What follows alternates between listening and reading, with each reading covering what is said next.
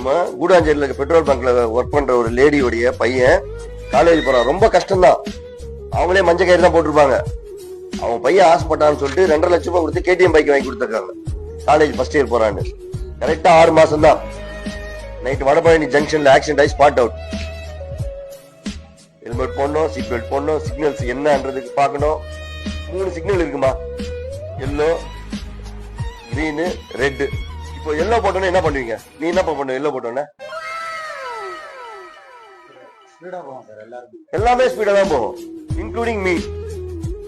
வேற வழி கிடையாது. அடுத்த சிக்னல்ல போனா நிக்கணும். நம்ம நிக்கவே மாட்டோம், உடனே படுத்துடணும். நம்ம நிக்கலன்னா உடனே என்ன பண்ணுவா? படுக்க வச்சிருவாங்க. அவ்வளவுதான். நீ 100 வேகத்துல போனீங்கன்னா 108 பின்னாடி தான் வரும். வேற வழியே கிடையாது. நீ ஜிஎஸ் ரோட்ல நீ என்னென்ன சிறு தவறு கூட உன்னுடைய உயிருக்கு என்ன உத்தரவாதம் கிடையாது.